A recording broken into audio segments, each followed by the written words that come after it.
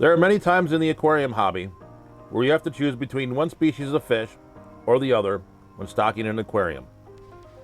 This can happen for various reasons, like interbreeding, tank sizes, fish compatibility, and more. So I've decided to kick off a new series of videos where I will compare 2 different species on 7 different aspects. And then a day after the video airs, I will go ahead and put a poll out on the community tab where you can vote for your choice. So let's kick off the second fish face-off with 2 Xiphophorous cousins, the Swordtails versus the Platies. Like comparing many live bearers, the problem with keeping these 2 fish together is interbreeding. Both of these fish are of the genus Xiphophorous, with the Platies being the Xiphophorous maculatus or Xiphophorous variatus, and the Swordtails being the Xiphophorous helleri. Being of the same genus, these fish will definitely interbreed with one another. In fact, many commercially available swordtail strains were made by breeding green swordtails to their more colorful platy cousins. In doing our comparisons in this video, we will be looking at the more common swordtail and platy species, and not the more exotic wild types. So let's start talking about size and appearance. There's definitely a size difference when you start talking swordtails and platies.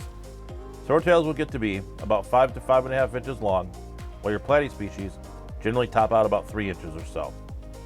For swordtails, I really do like a minimum of a 29-gallon tank, but I really do prefer putting them in 40 breeders.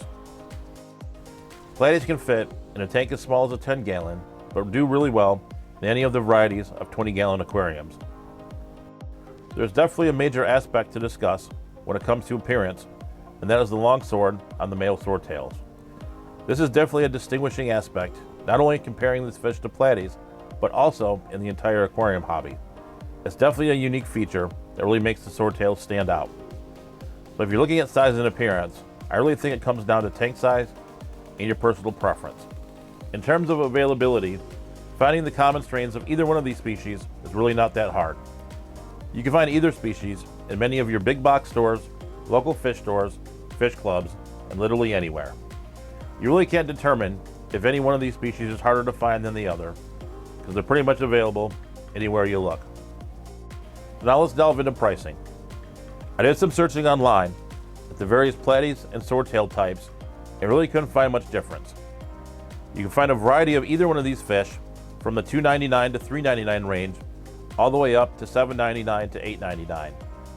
This pricing was generally based on the specific strain and the fin structure and coloration of the fish. In making any new fish purchase, it's definitely important to know what the hardiness and care level of the fish you're looking at.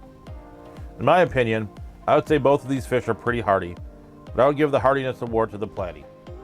Both of these fish do have the same basic care requirements: harder water, tropical temperatures, and clean water. However, you can pick the variatus platy species, which is a little bit more forgiving when it comes to the harder water and temperature ranges. They can handle softer water and lower temperatures than any of the swordtails can. The variatus platy is one of my all-time favorite beginner fish. Going along with hardiness, you definitely want to know about how long each of these fish live. This is another case where there really isn't much difference. You can generally get 3 to 4 years out of either one of these species with proper care and husbandry. One thing you will need to keep in mind, as with a lot of live bearers, if you run them at a hotter temperature, their lifespan will generally be shorter than if you run them at a cooler temperature, or they'll live a lot longer for you. In adding any new fish to your aquarium, you'll definitely want to make sure that it gets along with the fish that you already have. So let's talk about tank mates and behavior. While both of these fish do make great tank mates, this is one where I would give the edge to the platy. While the male swordtails are not overly aggressive to other fish, the swordtails do tend to be more rambunctious and therefore cause a little bit more havoc in your aquarium than the platies will. So let's talk about breeding both of these species. Both the platy and swordtail are live bearers, meaning that they give birth to live young. The males of both species are fairly easy to sex, both possessing a stick-like appendage called the gonopodium, and with the swordtails, the males are the ones that possess the long swords. The gestation period for either one of these fish is 30 days, and the fry are easy to raise and feed. While I have not personally experienced this, it has been reported that some swordtails are more apt to eat their fry than platies. Overall, both these fish are a lot of fun to breed for both the experienced and novice hobbyists alike. In comparing the 7 categories, I personally don't think there's a winner. On paper, you definitely could give this to the Platy because it's slightly hardier, less aggressive, and can fit in a smaller tank size. But the Swordtails do make a great case for themselves as well, with their unique appearance with the swords on the males. Both of these fish are really fun additions to either your community aquarium or fish room. So once again, be sure to vote on Monday's poll. I'm definitely curious what you guys think. So with that being said, stay safe, stay fishy, and I'll see you on the next video.